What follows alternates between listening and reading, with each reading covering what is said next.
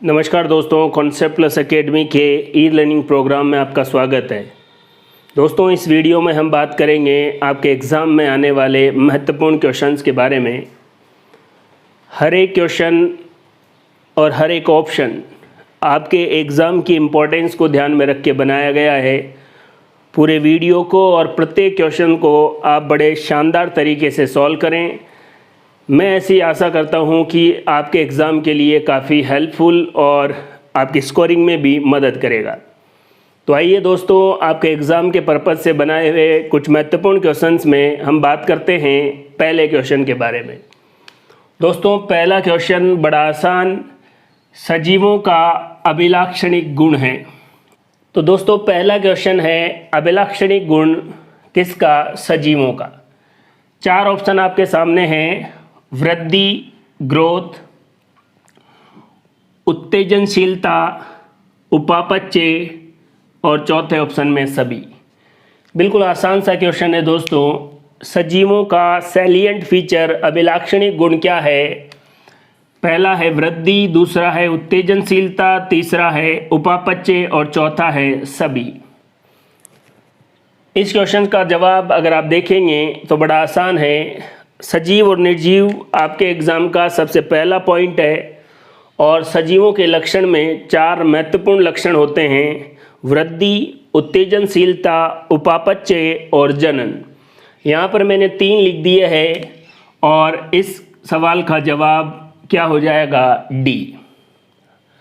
हर एक ऑप्शन के बारे में देखते हैं दोस्तों, पहले ऑप्शन में मैंने ग्रोथ या वृद्धि लिखा है। आपके एग्ज़ाम के लेवल के हिसाब से आप ये सोच सकते हैं कि वृद्धि रिवर्सिबल प्रोसेस है या इरिवर्सिबल।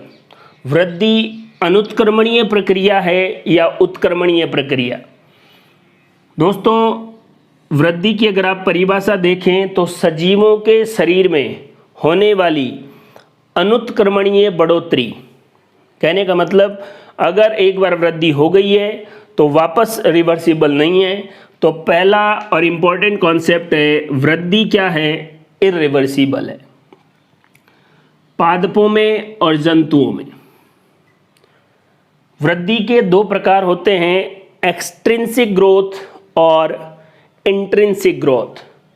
पादप और जंतु और भी जितने भी सजीव है, इन सब में कौन सी ग्रोथ होती है? इंट्रिंसिक ग्रोथ, जिसको अंतर्जात वृद्धि कहते हैं। सजीवों में होने वाली ग्रोथ को इंट्रिंसिक या अंतर्जात ग्रोथ, और ग्रोथ क्या है? इरिवर्सिबल प्रोसेस है। दोस्तों, दूसरा है उत्तेजनशीलता। ये देखिए, उत्तेजनशीलता का क्या मतलब है? आपके पास कोई स्टिमुलस है। स्टिमुलस का मतलब है कोई उद्दीपन है। उद्दीपन किसे कहते हैं? बाहरी वातावरण में होने वाले जो भी परिवर्तन है जिनके प्रति सजीव अनुक्रिया करता है, उद्दीपन कहलाते। और ये इस उद्दीपन के प्रति हमारा शरीर क्या करेगा? कोई रेस्पॉन्स देगा, कोई अनुक्रिया करेगा, कोई रेस्पॉन्स देगा। ये प्रोसेस क्या कहलाएगी? उत्तेजनशीलता। किसी उद्दीपन के प्रति हमारा शरीर क्या करता है? रेस्पॉन्स करता है। जैसे कांटा चुभा तो आपका पैर अपने आप ऊपर, और भी अगर आपने गर्म चीज़ को छुआ तो आपका हाथ फटाफट से वापस वहाँ से हट जाता है। आपके एग्ज़ाम को ध्यान में रख के इस तरीके का पैटर्न आपको दिया जा रहा है। उद्दीपन कौन ग्रहण करेगा? संवेदी अंग, सेंसरी ऑर्गन, जिनको हम ज्ञानेंद्रियां कहते हैं। 5 ज्ञानेंद्रियां हैं, आप जानते हैं। सेंसरी ऑर्गन किसे कहते हैं? वे अंग जो उद्दीपन को ग्रहण करते हैं, उद्दीपन से जो भी सूचना लेते हैं, वो सेंसरी ऑर्गन। संवेदी अंगों से सूचनाओं को सेंट्रल नर्वस सिस्टम, यहाँ पर CNS का मतलब है सेंट्रल नर्वस सिस्टम। संवेदी अंग से सूचनाओं को सेंट्रल नर्वस सिस्टम तक पहुँचाने का काम जो तंत्रिकाएं करती है वो है सेंसरी न्यूरॉन, संवेदी तंत्रिकाएं। फिर central nervous system. Central nervous system में आपकी जानकारी के लिए मैं आपको बता दूं, दो चीजें आती है, मस्तिष्क और मेरुरज्जु। ब्रेन और spinal cord central nervous system में आते हैं। सेंट्रल नर्वस सिस्टम से इन सूचनाओं को इफेक्टरी ऑर्गन, प्रभावी अंगों तक पहुंचाया जाता है। हमारे शरीर में इफेक्टरी ऑर्गन या प्रभावी अंग याद रखें दोस्तों, दो ही है, ग्रंथियां और पेशियां, ग्लैंड्स और मसल्स। सेंट्रल नर्वस सिस्टम से प्रभावी अंगों तक जो तंत्रिकाएं सूचना पहुंचाएगी उसको कहेंगे चालक तंत्रिकाएं। और चालक तंत्रिकाएं और संवेदी तंत्रिकाएं आपस में मेरुरज्जु में रिफ्लेक्शन आर्क, प्रतिवर्ती चाप बनाती है। सीधा क्वेश्चन अगर आपसे पूछे कि हमारे अंदर रिफ्लेक्टरी या रिफ्लेक्शन आर्क, प्रतिवर्ती चाप कौन सी संरचना में बनता है? मेरुरज्जु में। और ये किसके लिए जिम्मेदार है? सब उत्तेजनशीलता के। संवेदी तंत्रिका किसे कहते हैं? चालक तंत्रिका किसे कहते हैं? संवेदी अंग क्या है? प्रभावी अंग कौन कौन है? ग्रंथियां और मसल्स। उद्दीपन कौन है? सपोज करें आपको इमली दिखाई दी, इमली क्या हो गई? उद्दीपन। संवेदी अंगों तक सूचना गई, वहाँ से सीएनएस तक, और सीएनएस इफेक्टरी ऑर्गन ग्लैंड्स को, और आपके मुंह से लार टपकने लगेगी। ऐसा ही प्रोसेस जैसे आपने गर्म चीज को छुआ, तो गर्म चीज क्या है? उद्दीपन। संवेदी अंगों से सूचना यहाँ, और यहाँ से इफेक्टरी ऑर्गन और मसल्स अपने हाथ को वहाँ से खींच लेगी। उत्तेजनशीलता और वृद्धि के बाद हम बात करते हैं सजीवों का अगला और महत्वपूर्ण लक्षण, उपापचय या मेटाबॉलिज्म। दोस्तों, उपापचय या मेटाबॉलिज्म दो शब्दों से मिलकर बना है, कैटाबॉलिज्म और एनाबॉलिज्म। हिंदी में अगर बात करें तो अपचय और उपचय। अगर कोई बड़ा अणु टूटकर छोटे छोटे अणुओं में बदले तो इसको क्या कहेंगे? कैटाबॉलिज्म। और छोटे छोटे अणु मिलके बड़ा अणु बनाए तो इसको क्या कहेंगे? एनाबॉलिज्म।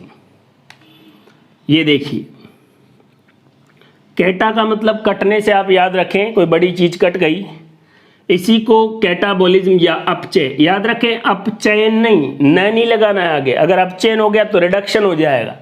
यहाँ अपचय है, और इसका एग्जाम्पल है श्वसन, रेस्पिरेशन। और एनाबॉलिज्म का एग्जाम्पल है प्रकाश संश्लेषण, फोटोसिंथेसिस। आपको पता है दोस्तों, ग्लूकोज ऑक्सीजन की उपस्थिति में टूटता है और क्या बनाता है? कार्बन डाइऑक्साइड, जल और एनर्जी। तो ग्लूकोज टूटा तो कौन सी प्रोसेस हुई? कैटाबॉलिज्म, अपचय। प्रकाश संश्लेषण में कार्बन डाइऑक्साइड, जल और सूर्य के प्रकाश की उपस्थिति में क्लोरोफिल के साथ क्या बनाएगी? ग्लूकोज बनाएगी। तो ये कौन सी रिएक्शन हो गई? उपचय। सिंपल सी बात है, श्वसन की अभिक्रिया में ऊर्जा बाहर निकलती है, इसलिए एक्सोथर्मिक, हिंदी में ऊष्माक्षेपी। और प्रकाश संश्लेषण में ऊष्मा का, ऊर्जा का अवशोषण होता है, इसलिए एंडोथर्मिक, ऊष्माशोषी। दोस्तों, बड़ी सिंपल सी बात है। अगर आपसे कोई पूछे कि श्वसन किसे कहते हैं, श्वसन किसे कहते हैं, तो आपके दिमाग में आएगा सांस लेना, सांस बाहर निकालना। नहीं दोस्तों, जटिल कार्बनिक पदार्थ सरल अकार्बनिक पदार्थों में बदले और ऊर्जा बाहर निकले। और ये बदलाव कौन सी प्रोसेस से होगा? टूटने से।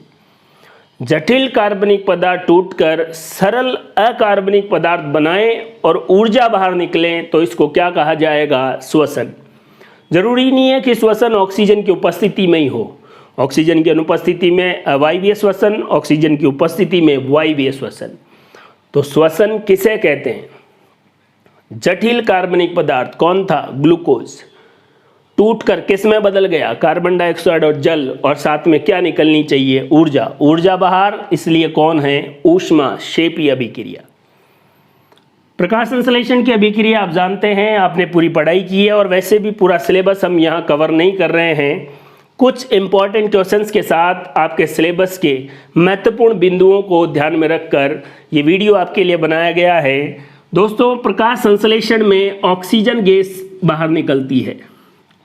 ये ऑक्सीजन कार्बन डाइऑक्साइड से निकलती है या जल से? तो ये बात आपको याद रखना है, प्रकाश संश्लेषण में बाहर निकलने वाली ऑक्सीजन जल के टूटने से, टूटने को क्या बोलेंगे? अपघटन। ये किसकी उपस्थिति में टूटा? प्रकाश की उस उपस्थिति में। तो प्रकाश की उपस्थिति में टूटा है, प्रकाश की उपस्थिति में टूटा है, इसलिए इसको क्या बोलेंगे? फोटोलाइसिस, प्रकाशिक अपघटन। सिंपल सी बात। प्रकाश संश्लेषण में बनने वाली ऑक्सीजन CO2 से नहीं बनी है, जल के प्रकाशिक अपघटन से बनी है। श्वसन के लिए एक और इम्पॉर्टेंट बात, श्वसन एंजाइमेटिक रिएक्शन है, इसलिए इस पर ताप का प्रभाव पड़ता है। अगर सिंपल आपसे पूछे कि श्वसन कौन सी अभिक्रिया है 4 ऑप्शन में, तो आपको अपचय और साथ में कौन? ऊष्माक्षेपी। अगर उपचय और ऊष्माशोषी है तो कौन हो जाएगा? प्रकाश संश्लेषण। पहले क्वेश्चन के बाद हम बात करते हैं दूसरे क्वेश्चन की। दोस्तों, हर एक सवाल और हर एक ऑप्शन एग्ज़ाम को ध्यान में रख के बनाया गया है, इसलिए आप वीडियो को बड़े ध्यान से देखें। अगर आपको अच्छा लगे तो ज़्यादा से ज़्यादा लोगों तक पहुंचाएं, ताकि साइंस का जो एग्ज़ाम है, साइंस का जो पेपर है, साइंस वाला जो पार्ट है, वो आपका बहुत शानदार तरीके से हो सके। असत्य कथन का चुनाव करें। 4 ऑप्शन आपके सामने हैं। पहला है, जल से हानिकारक जीवाणुओं को नष्ट करके जल का शुद्धिकरण जीवाणु भोजी करता है। जीवाणु भोजी का मतलब है बैक्टीरियोफेज। जीवाणु मोनेरा जगत में आने वाला प्रोकैरियोटिक जीव है, इसकी खोज ल्यूवेनहॉक ने की। बीजेरिक ने विषाणु को संक्रामक जीवित तरल कहा। और पादप विषाणु विज्ञान के जनक कौन है? ल्यूवेनहॉक। ये 4 ऑप्शन है, इन चारों में से आपको बताना है कि गलत कौन सा है। आइए दोस्तों, पहले ऑप्शन के बारे में चर्चा करते हैं। जल से हानिकारक जीवाणुओं को नष्ट करके जल का शुद्धिकरण कौन करता है? बैक्टीरियोफेज। आपके सिलेबस में भी है। जीवाणु भोजी क्या कार्य करता है, ये भी आपको याद हो गया है कि ये जीवाणुओं को नष्ट कर देता है जल से और जल का शुद्धिकरण करता है। जीवाणु भोजी के बारे में आप देखिए, बैक्टीरियोफेज इसको कहते हैं। इसकी खोज वार्ट और डी हैरेल ने की। बैक्टीरियोफेज की खोज किसने की? वार्ट और डी हैरेल ने। दोस्तों, आपसे कोई पूछे बैक्टीरियोफेज जीवाणु है या विषाणु है, कई बार अगर आपने पढ़ा नहीं है तो बैक्टीरिया ऐसा नहीं है। देखो, बैक्टीरियो मतलब बैक्टीरिया, फेज का मतलब उनका पोषण या उनको भोजन बनाने वाला।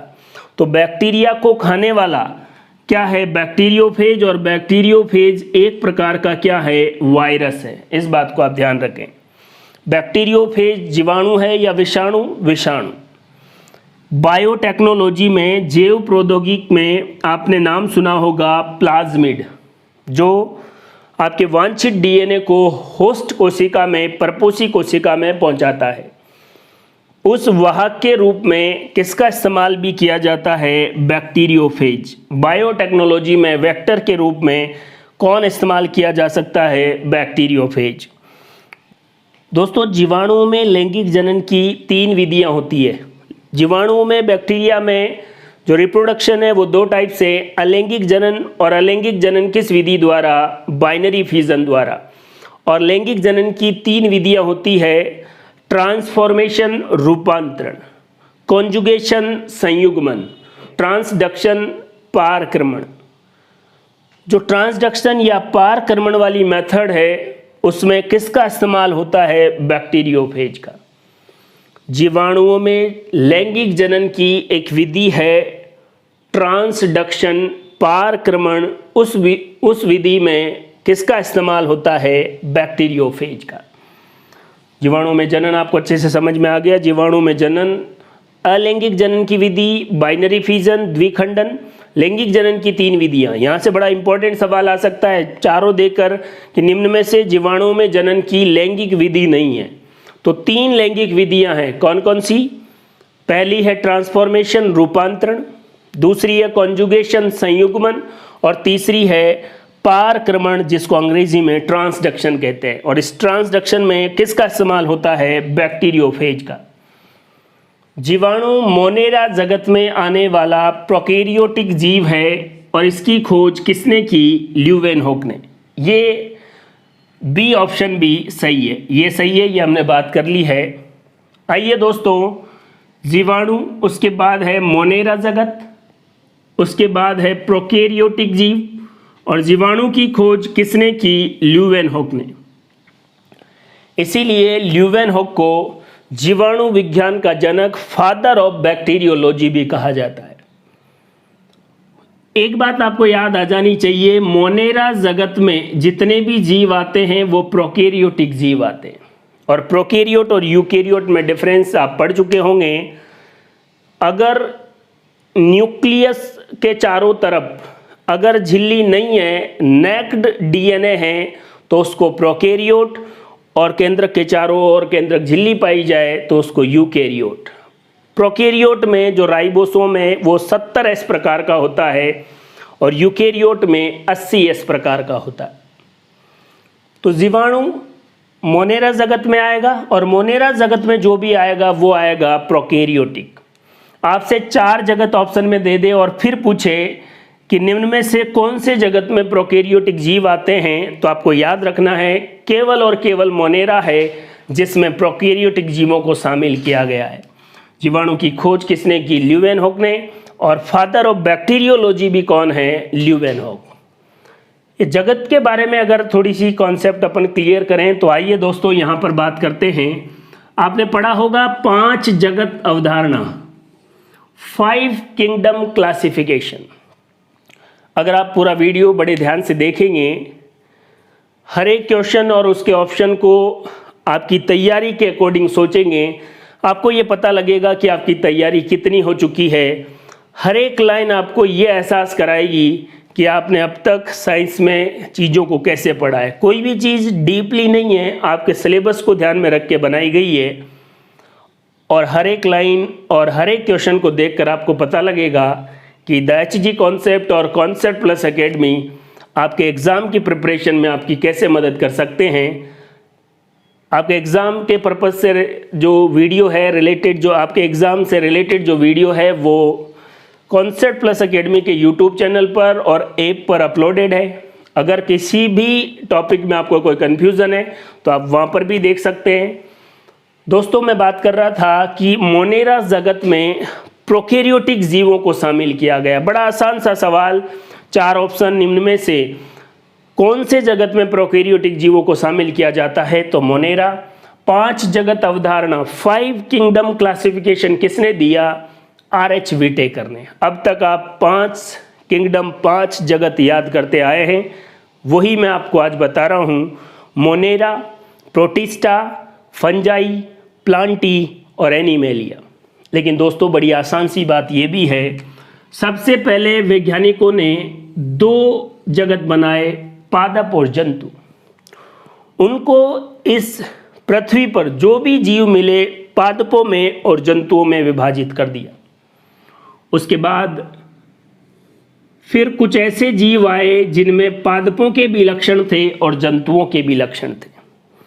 पादपों और जंतुओं के बीच की योजक कड़ी किसको कहा जाता है? युग्लिना को, क्योंकि वो प्रकाश संश्लेषण भी करता है और जंतुओं की तरह भोजन भी करता है। प्रोटिस्टा में ही कौन आता है? युग्लिना आता है। प्रोटिस्टा के अंदर ही प्रोटोजोआ, आपको पता है, डायटम, डाइनोफ्लैजिलेट, ये सारे आते हैं, स्लाइम मोल्ड्स। तो ये देखिए, पादप और जंतु पहले 2 जगत थे, और 2 जगत अवधारणा किसने दी? कैरोलस लीनियस ने। तभी एक और जगत आया जिसमें पादप और जंतु दोनों के जैसे कैरेक्टर थे। तो अब जगत या किंगडम कितने हो गए? 3, और 3 जगत अवधारणा किसने दी? हैकल ने। उसके बाद और रिसर्च, और उसके बाद कौन सा जगत आया? मोनेरा। और मोनेरा जो जगत है, ये देखिए, मोनेरा जगत में कौन से जीव आते हैं? प्रोकैरियोटिक जीव। वे जीव जिनमें नेक्ड डीएनए, और इस नग्न डीएनए को न्यूक्लियोइड कहा जाता है। 70 इस प्रकार के राइबोसोम होते हैं। और ये 4 जगत अवधारणा किसने दी? कॉपलैंड ने। आपसे कोई पूछे कि 5 जगतों में प्रोकैरियोटिक जीवों को शामिल करने का कार्य किसने किया है? कॉपलैंड ने, क्योंकि उसने कौन से जगत को शामिल किया? मोनेरा को। और लास्ट में विटेकर ने कौन से जगत को शामिल किया? फंजाई या कवक। और 5 जगत आपके सामने हो गए, पादप, मोनेरा, प्रोटिस्टा, कवक और जंतु, जिनको सिस्टेमेटिक हम मोनेरा, उसके बाद प्रोटिस्टा, उसके बाद प्रोटिस्टा के बाद आपको याद रखना है फंजाई, फंजाई के बाद प्लांटी और प्लांटी के बाद एनिमेलिया। द्विजगत अवधारणा कैरोलस लिनियस ने, त्रिजगत हैकल ने, 4 जगत कॉपलैंड ने और 5 जगत विटेकर ने। पहले पादप और जंतु, तीसरा जो जगत है वो हैकल ने प्रोटिस्टा को शामिल किया, चौथा जगत मोनेरा कॉपलैंड ने शामिल किया और 5 जगत अवधारणा किसने दी? विटेकर ने। दोस्तों ये बात आपको क्लियर हो चुकी है कि जीवाणु प्रोकैरियोट है और प्रोकैरियोट मोनेरा में आता है और इसकी खोज ल्यूवेनहॉक ने की। इसलिए जीवाणु विज्ञान का जनक भी किसको कहा जाता है? ल्यूवेनहॉक को। दोस्तों तीसरा जो ऑप्शन है वो देखिए, एक वैज्ञानिक है बीजेरिक, उन्होंने विषाणु को संक्रामक जीवित तरल कहा। ये बात बिल्कुल सही है। बीजेरिक ने विषाणु को संक्रामक जीवित तरल कहा। चौथा ऑप्शन है पादप विषाणु विज्ञान के जनक कौन है? ऑप्शन में आपको दिया गया है पादप विषाणु विज्ञान के जनक ल्यूवेनहॉक, लेकिन ल्यूवेनहॉक नहीं है, पादप विषाणु विज्ञान के जनक है बीजेरिक। ल्यूवेनहॉक कौन है? जीवाणु विज्ञान के जनक, फादर ऑफ बैक्टीरियोलॉजी। तो ये गलत हो गया। पादप विषाणु विज्ञान के जनक कौन है? बीजेरिक है, ल्यूवेनहॉक नहीं है। विषाणु के बारे में आपको जानकारी मैं बता देता हूं। सबसे पहले तंबाकू मोजेक वायरस में मेयर ने देखा कि पत्तियों में कुछ मोजेक है ना, मोजेक आप समझते हैं, चकते बन जाते हैं और एक संक्रमित जो पत्ती थी वहां से जो स्वस्थ पत्ती थी उसमें टच में किया तो रोग उसमें भी हो गया। तो मेयर ने ये चेक किया कि ये रोग संक्रामक है। तब इवानोव्स्की ने क्या किया कि ये रोग संक्रामक है, ये ठीक है, लेकिन हो किसकी वजह से रहा है? बैक्टीरिया की वजह से हो रहा हो। तो उन्होंने एक बैक्टीरिया प्रूफ फिल्टर लिया और उसमें से उस तरल को छाना। बाद में पता लगा कि उस तरल में फिर भी रोगाणु थे, इसका मतलब बैक्टीरिया तो नहीं है। इवानोव्स्की ने यह बता दिया था कि तंबाकू मोजेक में जो तंबाकू की पत्तियां हैं वो मोजेक हो रही है, धब्बे हो रहे हैं, चकते हो रहे हैं, वो जीवाणु की वजह से नहीं है।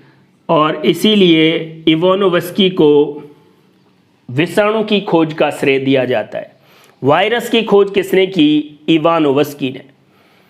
उसके बाद बीजेरिक ने उस तरल पदार्थ को कंटेजियम वाइवम फ्लूइडियम, हिंदी में संक्रामक जीवित तरल कहा।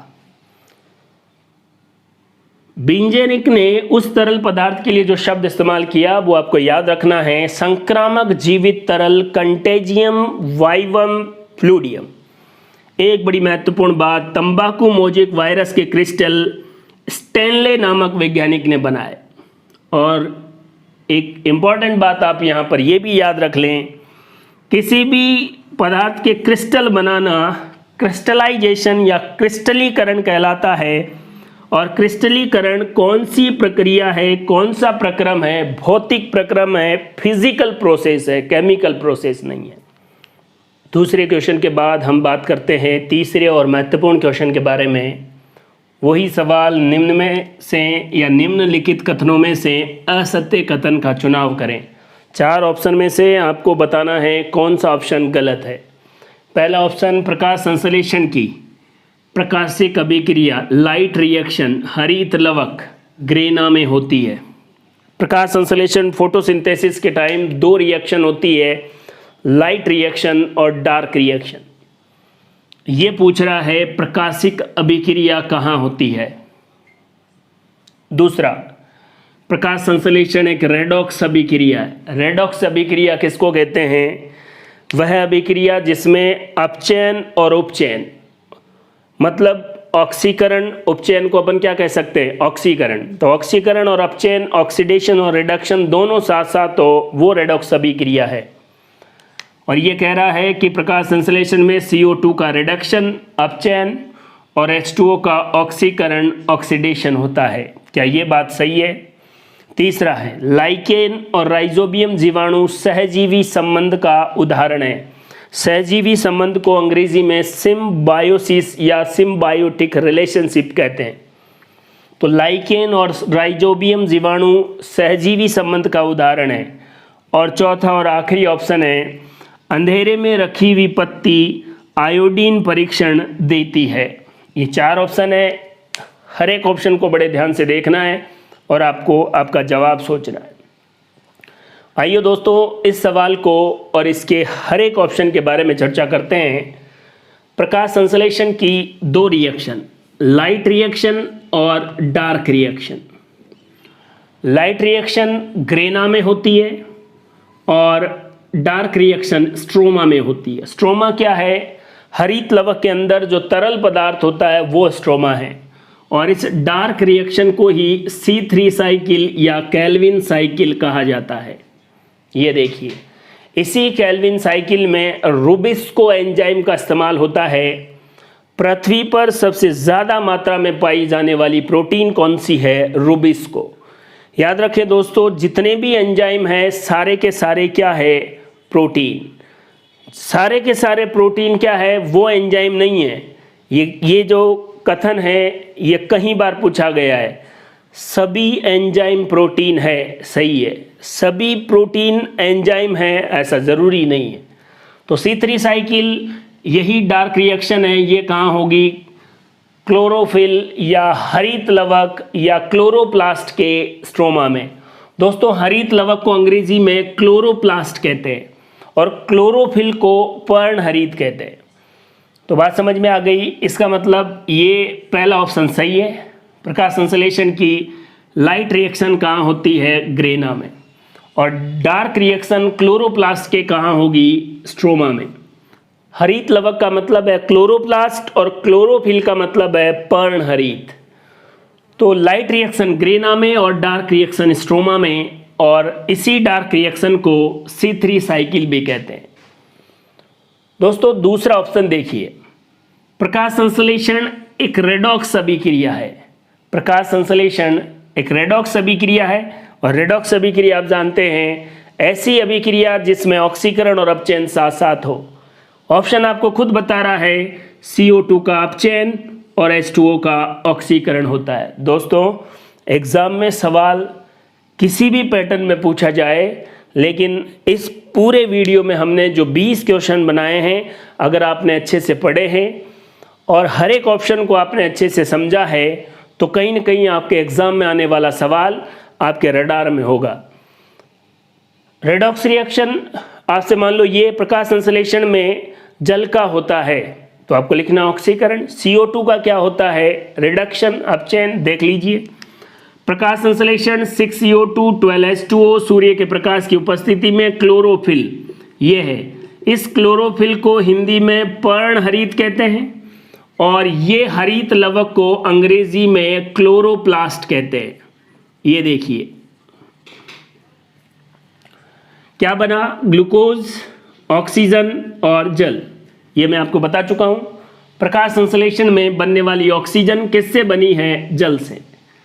तो देखो, CO2 किस में बदल गया? ग्लूकोज में। तो बताओ, कार्बन थे, ऑक्सीजन थी, क्या जुड़ा? हाइड्रोजन। और हाइड्रोजन का जुड़ना क्या कहलाता है? अपचयन। आपके पास जल था, जल से क्या बनी है? ऑक्सीजन। तो फिर कौन बाहर निकल गई? हाइड्रोजन। और हाइड्रोजन का बाहर निकलना क्या कहलाता है? ऑक्सीकरण, ऑक्सीडेशन। अपचयन का मतलब है हाइड्रोजन का जुड़ना और ऑक्सीकरण का मतलब है हाइड्रोजन का बाहर निकलना। एक और परिभाषा, ऑक्सीकरण का मतलब है ऑक्सीजन का जुड़ना और अपचयन का मतलब है ऑक्सीजन का बाहर निकलना। तो यहाँ देख लीजिए, जल से क्या बना? ऑक्सीजन, हाइड्रोजन यहाँ से हट गया।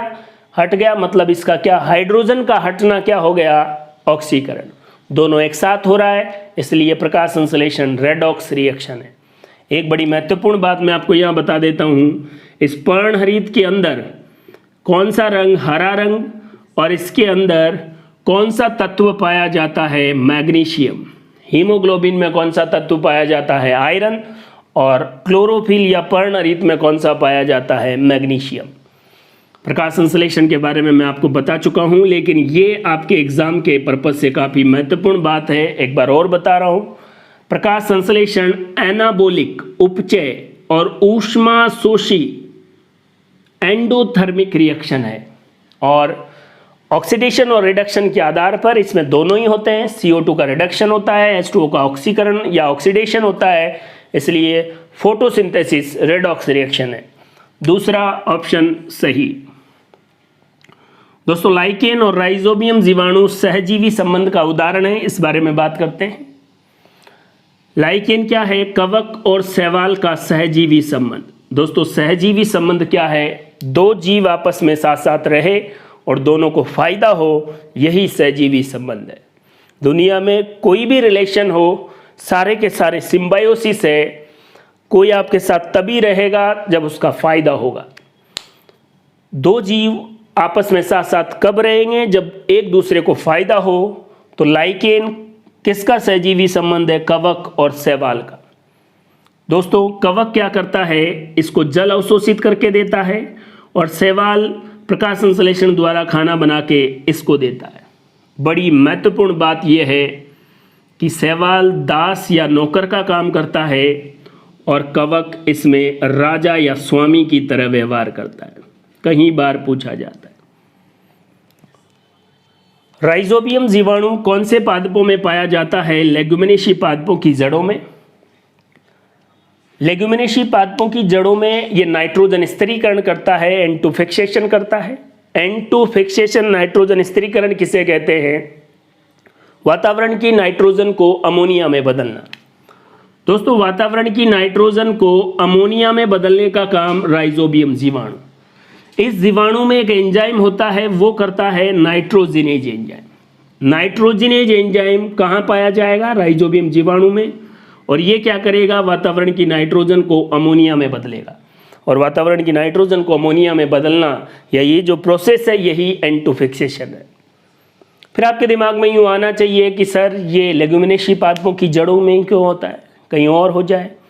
लेग्यूमिनेसी पादपों की जड़ों में एक वर्णक, एक पिगमेंट पाया जाता है, लेग हीमोग्लोबिन। वो कोशिकाओं में उपस्थित ऑक्सीजन को बांधे रखता है और वहाँ के वातावरण को ऑक्सीजन फ्री कर देता है, क्योंकि नाइट्रोजिनेज एंजाइम नाइट्रोजन स्थिरीकरण तब ही करेगा जब ऑक्सीजन नहीं हो। तो उस ऑक्सीजन को पकड़ने का काम कौन करेगा, लेग हीमोग्लोबिन। इसीलिए राइजोबियम कौन से पादपों की जड़ों में होगा, लेग्यूमिनेसी पादपों की जड़ों में, क्योंकि उस जड़ों में कौन वर्णक होगा, लेग हीमोग्लोबिन। क्या करता है, ऑक्सीजन को बाउंड करता है, बाइंड करता है, बांधे रखता है।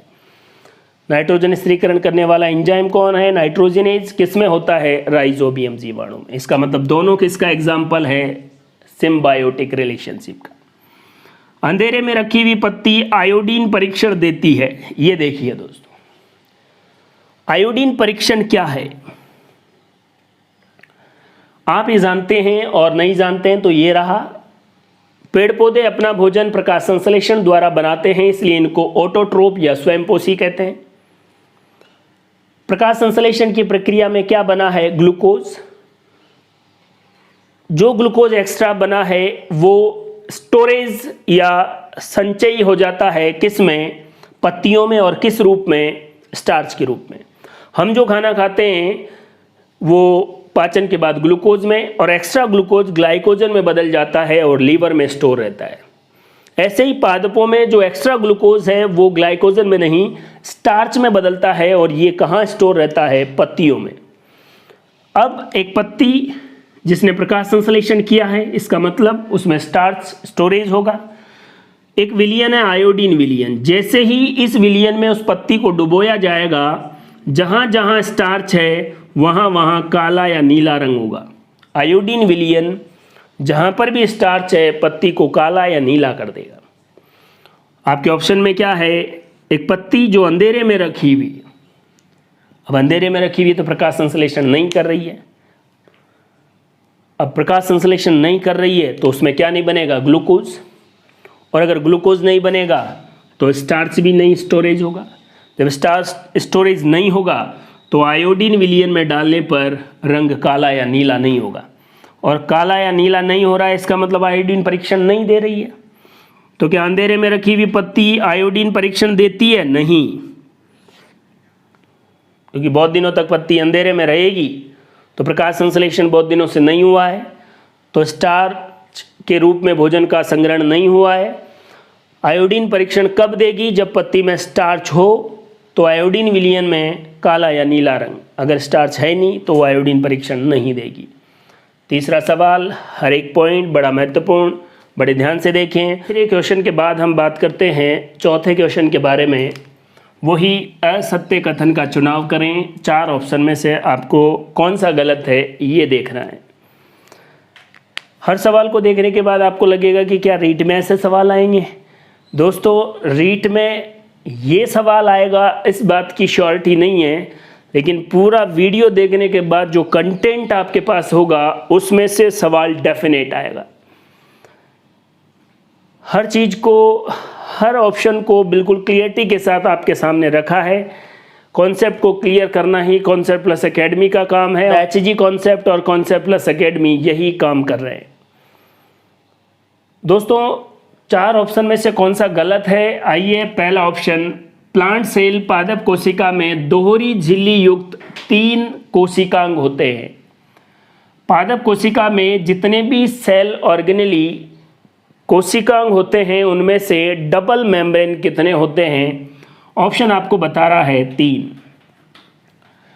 तरल मोज़ेक मॉडल किसने दिया? रॉबर्टसन ने। दूसरा ऑप्शन, कोशिका विभाजन की जो अवस्थाएं हैं उनका क्रम G1S G2M होता है।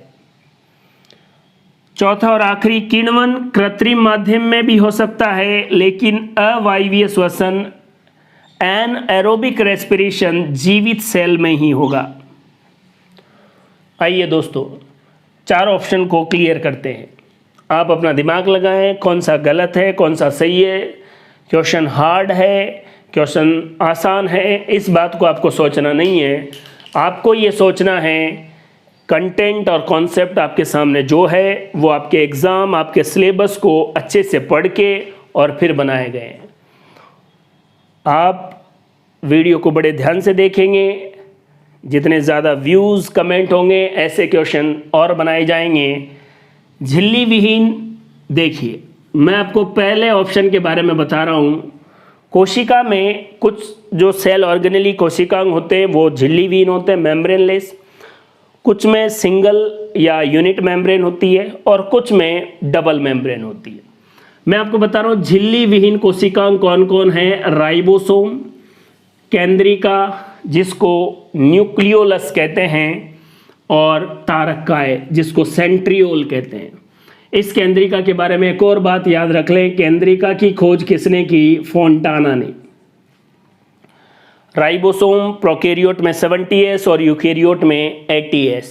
फिर भी कोशिका के बारे में अगर आपको जानना है, कॉन्सेप्ट प्लस एकेडमी के यूट्यूब चैनल पर पूरी सेल बायोलॉजी एक एक कोशिकांग पूरा डिटेल में है, वहाँ पर आप देख सकते हैं। यहाँ पर ये देखिए झिल्ली विहीन 3 कोशिकांग है, राइबोसोम, न्यूक्लियोलस और सेंट्रियोल। और न्यूक्लियोलस केंद्रिका की खोज किसने की? फोंटाना ने। दोहरी झिल्ली युक्त कोशिकांग कौन कौन है? केंद्रक, न्यूक्लियस, माइटोकॉन्ड्रिया और क्लोरोप्लास्ट। पहला ऑप्शन क्या कह रहा है? पादप कोशिका में दोहरी झिल्ली युक्त कितने हैं? अगर दोस्तों यही ऑप्शन जंतु कोशिका होती तो देखो, प्लांट सेल के अंदर क्लोरोप्लास्ट होता है लेकिन एनिमल सेल में नहीं होता। तो एनिमल सेल में डबल मेम्ब्रेन कितने हैं? 2, और प्लांट सेल में एक और आ गया क्लोरोप्लास्ट, इसलिए डबल मेम्ब्रेन सेल ऑर्गेनेली कितने हैं? 3। पहला ऑप्शन सही। तरल mosaic model, fluid mosaic model किसने दिया? रॉबर्टसन ने। नहीं दोस्तों, रॉबर्टसन ने यूनिट मेम्ब्रेन मॉडल दिया था, इकाई झिल्ली सिद्ध। तरल मोजेक मॉडल बहुत ही फेमस मॉडल है कोशिका झिल्ली के बारे में। ये किसने दिया? सिंगर और निकोलसन ने। याद रखना है, एग्जाम के पर्पज से काफ़ी महत्वपूर्ण बात है। फ्लूइड मोजेक मॉडल, तरल मोजेक सिद्धांत किसने दिया? सिंगर और निकोलसन ने। और यूनिट मेम्ब्रेन इकाई झिल्ली सिद्धांत किसने दिया? रॉबर्टसन ने। एक लाइन जरूर आप याद रखें, protein iceberg in sea of lipid. Lipid के समुद्र में प्रोटीन हिमखंडों या बर्फ के टुकड़ों की तरह तैरते रहते हैं। ये लाइन सेल मेम्ब्रेन के बारे में बताई। वैसे भी आपको पता है कोशिका झिल्ली में लिपिड की बाइलेयर होती है और प्रोटीन यहाँ वहाँ कहीं भी चिपके रहते हैं। Protein iceberg in sea of lipid, समुद्र किसका है? लिपिड का। और हिमखंड की तुलना किससे की गई है? प्रोटीन की। एक जनरल साइंस के एग्जाम में ये भी सवाल पूछा गया है कि तरल मोजेक मॉडल के अनुसार हिमखंडों की तुलना किससे की गई है? प्रोटीन से। और समुद्र की तुलना किससे की गई है? लिपिड्स। दूसरा ऑप्शन गलत, ये आपका जवाब हो गया। तीसरा ऑप्शन भी चेक कर लेते। कोशिका विभाजन की अवस्थाओं का क्रम G1S G2M। याद रखिए दोस्तों, यही क्रम है। और इसको आप ऐसे भी याद रख सकते हैं, G1 के बाद S, S के बाद G2, G2 के बाद M, M के बाद वापस G1। अगर कोई आपसे बोले कि ये क्रम हो सकता है क्या? S, G2, M, G1, बिल्कुल हो सकता है। आप रट्टा मार के ही मत बैठ जाइए कि यही क्रम होगा कि G1S G2M। मान लो एग्जाम में ऐसा आया S, G2M, G1, तो भी सही है। बस इस सीक्वेंस को तोड़ना नहीं है। G1 के बाद S आएगा, S के बाद G2 आएगा, G2 के बाद M आएगा, M के बाद G1 आएगा। इनमें से जो S फेज है उसमें डीएनए की फोटोकॉपी होती है, डीएनए की प्रतिकृति होती है, डीएनए का रेप्लिकेशन होता है। चार ऑप्शन देके G1S G2M, चारों में से किस में डीएनए का रेप्लिकेशन होता है? S फेज में। डीएनए का द्विगुणन किस अवस्था में होता है? S अवस्था में। देखिए दोस्तों आगे एक बात आप और याद रख लें, आपसे कोई पूछे कि इन चारों फेज में से ज्यादा ड्यूरेशन मतलब ज्यादा लंबे समय अंतराल वाली कौन सी है? देखो इसको छोड़ो, 4, 3, 2 और फिर उधर से 1, 2, 3, इतना परसेंट टाइम ये लेती है। देखो टोटल करो, 3, 2, 1, 6, 4, 3, 7 और 2, 9, 96% तो कौन हो गया? G1S G2। तो 4% कौन हो गया? M phase. इसी G1S G2M इसी क्रम में ये होती है। और सबसे बड़ी अवस्था भी कौन है? G1। और सबसे छोटी कौन है? M। अगर आपने सेल डिवीजन अच्छे से पढ़ा है, वहाँ आपने 2 फेज पढ़े होंगे, I फेज और M फेज। I फेज में 3 है, G1S G2, और M फेज में जो आप बचपन से पढ़ते आ रहे हैं, प्रोफेज, मेटाफेज, एनाफेज और टीलोफेज। सबसे लंबी जो फेज है वो कितना परसेंट है? S 32%, ये 21% टाइम है। टोटल कोशिका विभाजन की जो ड्यूरेशन है उसमें 43% टाइम इसमें लगता है, 32% टाइम इसमें लगता है और 21% और 4% टाइम में M फेज कंप्लीट हो जाती है। किण्वन फर्मेंटेशन, अवायवीय श्वसन, एनाएरोबिक रेस्पिरेशन। श्वसन वही, देखो जब भी एनाएरोबिक रेस्पिरेशन की बात होगी तो लिविंग सेल के बारे में, जीवित कोशिका के बारे में। लेकिन बाहर किसी प्रयोगशाला में ये आप करवा रहे हैं, आर्टिफिशियल या कृत्रिम रूप से भी क्या करवा सकते हैं आप? वही अवायवीय श्वसन, अब उसको किण्वन बोलेंगे। तो किण्वन, और ये क्या है?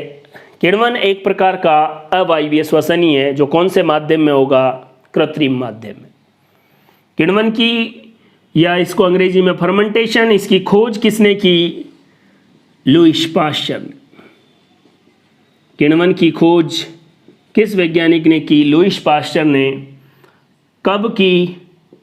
ये देखिए 1857 में। हमारे यहाँ पर झांसी की रानी अंग्रेजों से लोहा ले रही थी और लुईस पाश्चर बेवड़ा किण्वन की प्रक्रिया से दारू बना रहा था। आपको लगे कि उससे पहले अल्कोहल नहीं था, क्या था? बात किसकी हो रही है? फर्मेंटेशन की।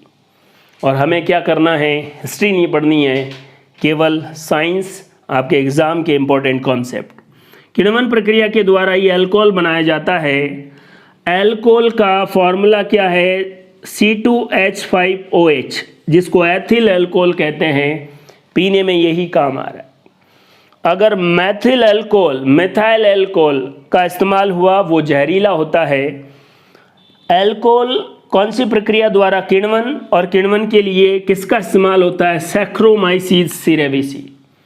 सैक्रोमाइसीस सेरेविसी क्या है? ईस्ट है, और ईस्ट एक प्रकार की एक कोशिकीय कवक है, फंजाई। एक कोशिकीय कवक कौन है? ईस्ट। कौन सी ईस्ट है? Saccharomyces cerevisiae. सैक्रोमाइसीस सेरेविसी किण्वन प्रक्रिया के द्वारा किसका निर्माण करती है? अल्कोहल। किण्वन क्या है? कृत्रिम माध्यम में। और अवायवीय श्वसन कब बोला जाएगा? जीवित कोशिका के बारे में। चौथा सवाल, 4 ऑप्शन, हर एक ऑप्शन के बारे में डिटेल जानकारी। कौन सा कथन असत्य है? तो याद रखें, तरल मोजेक मॉडल सिंगर और निकोलसन ने दिया। रॉबर्टसन ने कौन सा दिया? इकाई झिल्ली सिद्धांत। चौथे क्वेश्चन के बाद हम बात करते हैं 5वां और बड़ा महत्वपूर्ण क्वेश्चन। आइए दोस्तों, सत्य कथन को चुने। 4 ऑप्शन है, उसमें से आपको बताना है कौन सा सही है। पहला ऑप्शन, BCG के टीके को टीबी के उपचार के लिए लगाया जाता है। और इस BCG में जी का क्या मतलब है? ग्यूरिन। पहला ऑप्शन। टाइफाइड रोग के लिए विडाल टेस्ट का इस्तेमाल किया जाता है। दूसरा, डेंगू रोग विषाणु जनित रोग है और इसमें प्लेटलेट्स की संख्या कम हो जाती है। या फिर उपरोक्त सभी। तीनों ऑप्शन अगर आप अच्छे से जानते हैं तो ही उपरोक्त सभी आंसर है। वैसे लोगों की मान्यता ऐसी है कि जब भी ऐसा कोई सवाल आए तो ज़्यादातर में उपरोक्त सभी ही सही होता है। लेकिन आइए, हमें यहाँ पर जो मेन एग्ज़ाम है उसके लिए तैयारी करनी है। पहला ऑप्शन, BCG का टीका टीबी के उपचार में। इसमें B का मतलब है बैसिलस, C का मतलब है कैलमेट और G का मतलब है ग्यूरिन। तो यहाँ पर पहले ऑप्शन में G का मतलब क्या था? ग्यूरिन। अगर C होता तो कैलमेट और B होता तो बैसिलस। DPT का टीका ऐसे ही आपसे पूछा जा सकता है, तो D, P और T का क्या मतलब है ये आपको पता होना चाहिए। टाइफाइड क्या है, इस DPT के बारे में आपको आइडिया होना चाहिए, है ना। D का मतलब क्या है, P का मतलब क्या है और T का मतलब क्या है। D डिप्थीरिया, P का मतलब पर्टूसिस और T का मतलब टिटेनस। ये DPT का टीका 3 बीमारियों में इसका इस्तेमाल होता है। टाइफाइड, टाइफाइड के लिए जो टेस्ट है वो विडाल टेस्ट है। टाइफाइड को एंटेरिक फीवर या आंतरीय बुखार कहा जाता है और ये एक जीवाणु के द्वारा होता है। जीवाणु जनित रोग है जिसका नाम है साल्मोनेला टाइफी। डेंगू रोग, डेंगू रोग एक वायरस है, प्लेवी वायरस, उसके द्वारा होता है। तो विषाणु जनित रोग है और आप सबको पता है इसमें लगातार प्लेटलेट्स की संख्या कम हो जाती है। तो आपके सवाल का जवाब उपरोक्त सभी, सारे ऑप्शन सही है। यहाँ पर एक बड़ी इंपॉर्टेंट बात मैं आपको बता देता हूँ, हर एग्ज़ाम में कहीं ना कहीं आपको इससे सवाल मिल जाएगा। दोस्तों, डेंगू रोग का रोग कारक है वायरस। रोग वाहक कौन है जो रोग को फैलाता है? वो है मच्छर। पढ़ाते टाइम क्लास में मैं इसको ऐसे भी बताता हूँ कि कोई भी नर मच्छर रोग नहीं करता। जितने भी मच्छर रोग वाहक है वो सारे के सारे मादा है। सारी समस्या की जड़ फीमेल है। 3 ऑप्शन अगर आप अच्छे से याद रखेंगे तो देखिए, यहां मैंने लिखा है रोगवाहक, यहां है रोगजनक और ये है रोग। फॉर एग्जाम्पल हम इसी को ले लेते हैं डेंगू। डेंगू का रोगजनक अभी मैं बता रहा हूं आपको वायरस, और वायरस का नाम क्या है? प्लेवी वायरस, इसीलिए ये वायरस जनित रोग है। लेकिन इसका रोगवाहक कौन है? मादा एडीज मच्छर। मादा एडीज मच्छर को टाइगर मॉस्किटो भी कहते हैं और ये रोग फैलाता है डेंगू। दूसरा है दोस्तों, ये डी का मतलब डेंगू। मादा एनोफिलीज रोगवाहक है, रोगजनक है प्लाज्मोडियम, और ये कौन सा रोग करेगा? M for malaria. मलेरिया रोग का रोगजनक कौन है? गलती नहीं करनी है, रोगजनक है प्लाज्मोडियम जो प्रोटोजोआ का सदस्य है, और रोगवाहक है मादा एनोफिलीज मच्छर। ई का मतलब है एलिफेंटाइटिस, हाथी पांव रोग। हाथी पांव रोग किसकी वजह से होता है? वुचुरेरिया ब्रेनकॉप्टी। एस्के हेलमिंथीज जो फाइलम है उसमें एक सदस्य है वुचुरेरिया ब्रेनकॉप्टी, और रोगवाहक कौन है? मादा क्यूलेक्स मच्छर, और ये मादा क्यूलेक्स मच्छर रोगवाहक है, वुचुरेरिया ब्रेनकॉप्टी क्या है? रोगजनक। और कौन सा रोग करेगा? E for एलिफेंटाइटिस। तो दोस्तों यहाँ पर डेंगू के बारे में जो बात आई तो मैंने साथ के साथ आपको ये बता दिया, डेंगू रोग का रोग कारक कौन है? Virus flavi virus. और डेंगू रोग का रोगवाहक, इस रोग को फैलाने वाला, इसका कैरियर कौन है? मादा एडीज मच्छर, जिसको टाइगर मच्छर के नाम से जाना जाता है। मादा एनोफिलीज, प्लाज्मोडियम, मलेरिया। मादा क्यूलेक्स, वुचुरेरिया ब्रेनकॉप्टी, एलिफेंटाइटिस या हाथी पांव रोग। वुचुरेरिया ब्रेनकॉप्टी एक संघ है एस्के हेलमिंथीज, उसमें आता है, कृमि जनित रोग है, वर्म है, एक कृमि है, इसके द्वारा पैर हाथी की तरह या सूज जाता है, मोटा हो जाता है। दोस्तों अगली बात है, इस डेंगू में किसकी कमी हो जाती है? प्लेटलेट्स की।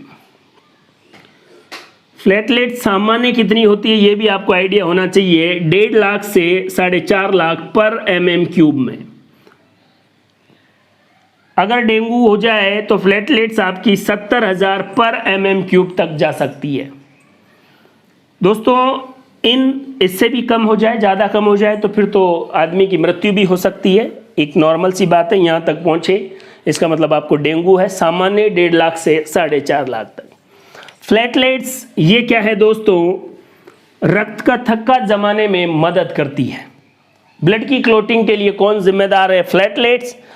अगर आपसे कोई पूछे कौन सी रक्त कणिका रक्त का थक्का जमाने में सहायक है? पट्टिकाणु, जिसको थ्रोम्बोसाइट भी कहते हैं, इसी का नाम है प्लेटलेट्स। और अगर आपसे कोई पूछे कि कौन सा आयन रक्त का थक्का जमाने के लिए जिम्मेदार है? Calcium ion. और अगर आपसे ये पूछे कि कौन सा विटामिन रक्त का थक्का जमाने के लिए जिम्मेदार है, तो दोस्तों आपको क्या लिखना है? विटामिन के। कौन सा विटामिन रक्त का थक्का जमाने के लिए जिम्मेदार है? विटामिन के।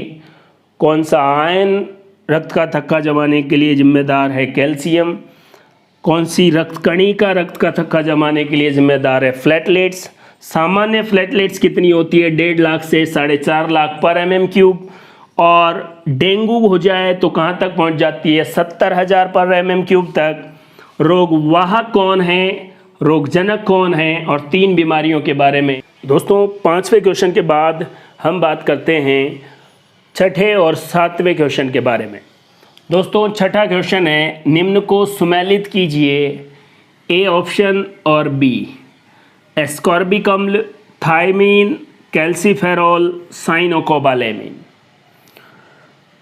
एस्कॉर्बिक अम्ल, थायमीन, कैल्सीफेरॉल, साइनोकोबालेमिन, इनको आपको मैच करना है। इधर है रिकेट्स, स्कर्वी, परनीसियस एनीमिया और बेरीबेरी। एस्कॉर्बिक अम्ल कौन सा विटामिन है? विटामिन सी, और इसकी कमी से कौन सा रोग हो जाता है? स्कर्वी। थायमीन कौन सा विटामिन है? विटामिन बी, और बी में भी कौन है? 1। इसकी कमी से कौन सा रोग हो जाता है? बी की या B1 की कमी से? बेरीबेरी। कैल्सीफेरॉल ये कौन सा विटामिन है? डी, और इसकी कमी से कौन सा? रिकेट्स। साइनोकोबालेमिन ये कौन सा वाला है? विटामिन B12, और इसकी वजह से परनीसियस एनीमिया। ये था दोस्तों, इधर है विटामिन के नाम और इधर है उनसे संबंधित रोग। दोस्तों परनीसियस एनीमिया के बारे में आप जानते हैं, इसमें क्या होगा कि आरबीसी परिपक्व नहीं हो पाती और आरबीसी की कमी या रक्त में लाल रक्त कणिकाओं की कमी ही परनीसियस एनीमिया कहलाती है। साइनोकोबालेमिन विटामिन B12 का नाम है, नाम से पता लग रहा है। विटामिन B12 में एक एग्जाम में ये भी पूछा गया कौन सा तत्व पाया जाता है, कोबाल्ट। विटामिन B12 में कौन सा तत्व पाया जाता है, कोबाल्ट। तो ये था सिंपल और आसान छठा क्वेश्चन। छठे क्वेश्चन के बाद हम बात करते हैं सातवां। निम्न में से असत्य कथन का आपको चुनाव करना है। पहला ऑप्शन देखिए दोस्तों, गर्भधारण को बनाए रखने के लिए प्रोजेस्टेरोन हार्मोन जिम्मेदार होता है। दूसरा, प्लाज्मोडियम में एसेक्सुअल रिप्रोडक्शन अलैंगिक जनन बहुखंडन या साइजोगोनी विधि द्वारा होता है। तीसरा ऑप्शन, नर में शुक्राणुओं को पोषण प्रदान करने का कार्य लीडिंग सेल द्वारा होता है। और चौथा क्वेश्चन, अंडोत्सर्ग। अंडोत्सर्ग को दोस्तों कहते हैं ओवुलेशन। अंडोत्सर्ग के समय LH हार्मोन का स्त्रवण एकदम से या अचानक बढ़ जाता है। ये चार ऑप्शन है, इसमें से आपको देखना है असत्य या गलत कौन सा है। पहला ऑप्शन देखिए दोस्तों, गर्भधारण को बनाए रखने के लिए कौन सा हार्मोन जरूरी है, प्रोजेस्टेरोन। बिल्कुल सही है, आपने पढ़ा है, याद करिए दोस्तों। जब आपने पढ़ा आपने याद किया होगा ग्राफियन फॉलिकल, जिसमें ये परिपक्व फॉलिकल होती है जिसके अंदर ये अंडाणु होता है। 14वें दिन जब अंडाणु रिलीज हो जाता है, ओवुलेशन हो जाता है, ये अंडाणु बाहर, और 14वें दिन ये अंडाणु के बाहर होने की प्रोसेस को ही अंडोत्सर्ग कहते हैं। शेष बचा भाग आगे चलकर कॉर्पस ल्यूटियम बनाता है और ये कॉर्पस ल्यूटियम किसका स्त्रवण करती है, प्रोजेस्टेरोन का। प्रोजेस्टेरोन गर्भाशय को प्रेगनेंसी के लिए तैयार करता है, इसीलिए इसको प्रेगनेंसी मेंटेन हार्मोन कहते हैं। पहला ऑप्शन बिल्कुल सही। दूसरा ऑप्शन, प्लाज्मोडियम के बारे में मैंने आपको बताया था। प्लाज्मोडियम प्रोटोजोआ का सदस्य है जो मलेरिया रोग का रोग कारक है। मलेरिया रोग का रोग वाहक कौन है, मादा एनोफ्लीज मच्छर। प्लाज्मोडियम दो जगह पर अपना जीवन चक्र पूरा करता है, एक तो मानव और एक मच्छर में। मानव में ये कौन सा जनन करता है, अलैंगिक जनन। ये भी इंपॉर्टेंट बात है। प्लाज्मोडियम एसेक्सुअल रिप्रोडक्शन किसमें करेगा, ह्यूमन में। और अलैंगिक जनन की कौन सी विधि है, मल्टीपल फिजन या साइजोगोनी। बिल्कुल सही है, इसी से ही ये हमारे शरीर में अपनी जनसंख्या बढ़ाता है और हमें मलेरिया रोग करता है। सी, नर में शुक्राणुओं को पोषण करने का कार्य लीडिंग सेल द्वारा होता है। दोस्तों जब आपने वृषण या टेस्टिस पढ़ा होगा तब आपने एक नाम सुना होगा, सेमेनिफेरस ट्यूब्यूल्स, शुक्र जनन नलिकाएं। इन शुक्र जनन नलिकाओं में दो प्रकार की कोशिकाएं होती है, एक होती है सर्टोली कोशिकाएं और दूसरी होती है लीडिंग कोशिकाएं। दोस्तों सर्टोली कोशिकाएं जो होती है वो शुक्राणुओं को पोषण प्रदान करती है और लीडिंग सेल एक हार्मोन जो नर में टेस्टोस्टेरोन द्वितीयक लैंगिक लक्षणों का निर्माण करता है। टेस्टोस्टेरोन का स्त्रवण कौन करेगी, लीडिंग सेल, और पोषण प्रदान कौन करेगी, सर्टोली सेल। और दोनों सेल कहाँ हैं, सेमेनिफेरस ट्यूब्यूल्स, शुक्र जनन नलिकाओं में। तो ये क्या कह रहा है, नर में शुक्राणुओं को पोषण लीडिंग सेल नहीं, कौन देती है, सर्टोली सेल, इसलिए असत्य ये हो गया। चौथे को भी चेक कर लेते हैं, अंडोत्सर्ग। अंडोत्सर्ग मैंने आपको कहा कि 14वें दिन जब ग्राफियन फॉलिकल से अंडाणु बाहर निकल जाए तो वो अंडोत्सर्ग होगा। शेष बचा भाग कॉर्पस ल्यूटियम।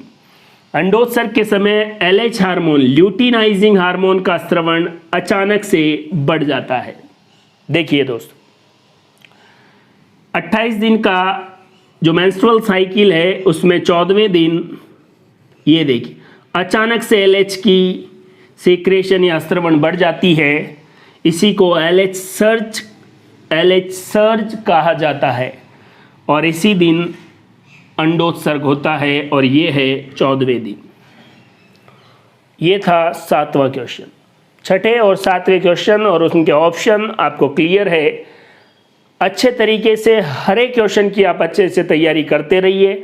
अगर आपने पूरा सिलेबस एक बार पढ़ रखा है और इस वीडियो में जितने भी सवाल है वो आपने अच्छे से पढ़े हैं तो आपको अपने आप पर कॉन्फिडेंस डेवलप होगा। और अगर आत्मविश्वास आपको लगे आपकी तैयारी बहुत अच्छी है, आप इसमें मत जाइए कि मैंने 4 ऑप्शन बनाए हैं कौन सत्य असत्य, ये नहीं। हर एक ऑप्शन का हर एक पॉइंट क्या आपके दिमाग में क्लियर है? अगर क्लियर है तो आपकी तैयारी शानदार है, आने वाले समय में आपको सफलता मिलने वाली है। और अगर आपकी तैयारी अब भी ठीक नहीं है तो आप अच्छे से तैयारी करें। ऐसे ही क्वेश्चंस मैं आपको बना के देता रहूँगा। इसके लिए आपको इसको ज़्यादा से ज़्यादा शेयर करना है, क्योंकि अगर अच्छा रिस्पॉन्स आएगा तभी टीचर को हौसला मिलता है और वो उसी पैटर्न पर चीज़ें बनाता है। 7वें क्वेश्चन के बाद हम बात करते हैं 8वें क्वेश्चन के बारे में। असत्य कथन का चुनाव करें। पहला, सीमांत घर्षण का मान स्थैतिक घर्षण से ज़्यादा और स्थैतिक घर्षण का मान गतिक घर्षण से ज़्यादा। आपके दिमाग में ये आ रहा हो कि सारे सवाल इसी पैटर्न से बनाए हैं। एक वीडियो जब आप पूरे सिलेबस को कवर करने की कोशिश कर रहे हैं तो क्वेश्चन और कुछ इम्पॉर्टेंट बातें जो आपके एग्ज़ाम के लिए काफ़ी महत्वपूर्ण हैं वो आपको इस वीडियो में बताई जा रही है। नेक्स्ट जो वीडियो क्वेश्चन आपको मिलेंगे उसमें बिल्कुल टू द पॉइंट और जैसे एग्ज़ाम में क्वेश्चन आएंगे वही मिलेंगे। यहाँ पर इस पूरे वीडियो में आपके कॉन्सेप्ट को क्लियर करवाने, आपकी तैयारी को जांचने, क्या हर एक ऑप्शन आपको अच्छे से पता है, इसलिए आपके सामने ये वीडियो लाया गया है। दोस्तों, सीमांत घर्षण, स्थैतिक घर्षण और गतिक घर्षण के बारे में आपको आइडिया आ जाना चाहिए। दूसरा, घर्षण का मान सतह के क्षेत्रफल पर नहीं, वास्तविक संपर्क क्षेत्रफल पर निर्भर करता है। दूसरे ऑप्शन को देखिए आप।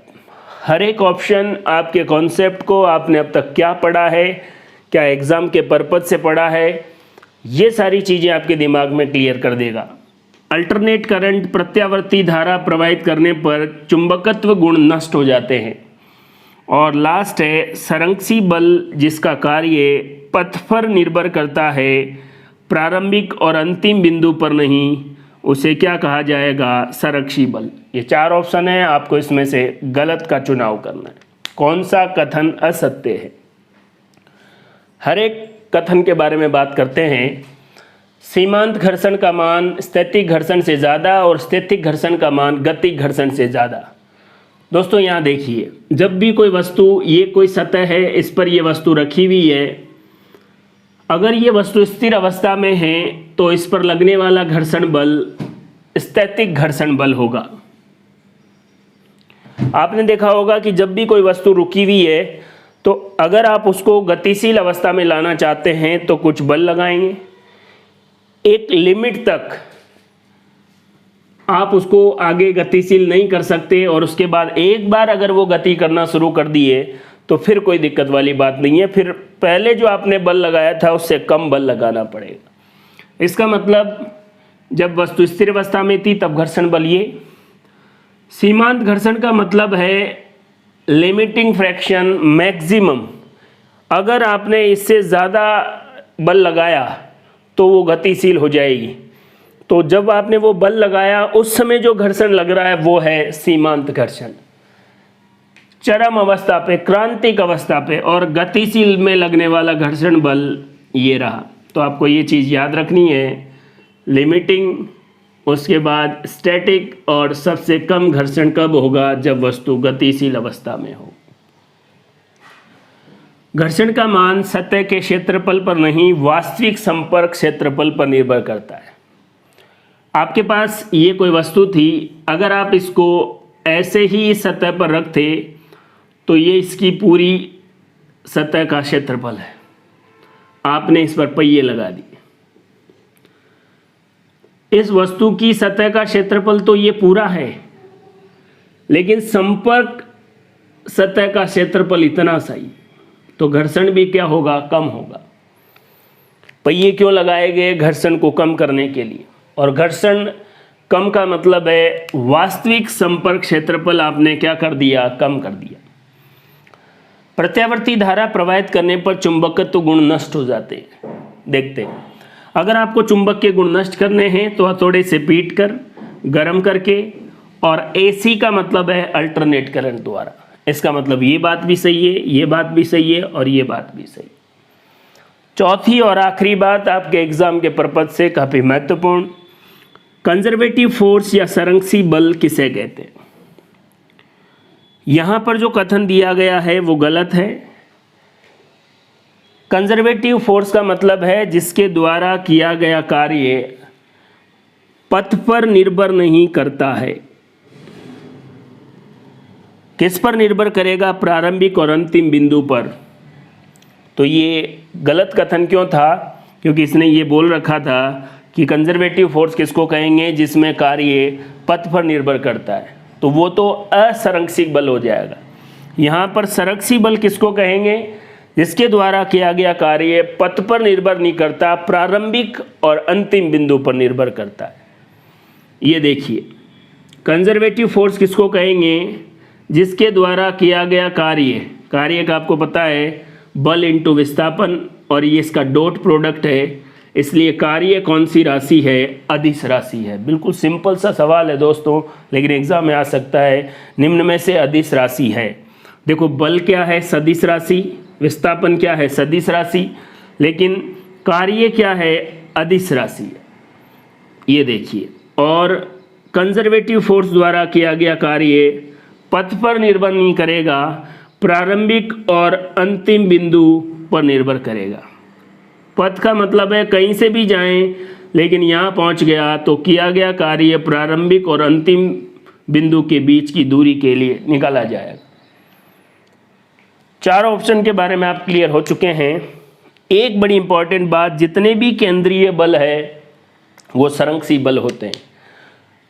गुरुत्व बल, कूलाम बल और चुंबकीय बल, ये सब केंद्रीय बल है। अगर आपसे एग्जाम में पूछ लिया जाए चार ऑप्शन देकर कि निम्न में से कौन संरक्षी बल नहीं है, तो कौन? घर्षण बल और नाभिकीय बल ये केंद्रीय बल नहीं है, इसलिए ये संरक्षी बल भी नहीं है। मेरे कहने का मतलब है जितने भी केंद्रीय बल है ज़्यादातर क्या होंगे? संरक्षी बल। संरक्षी बल किसे कहेंगे?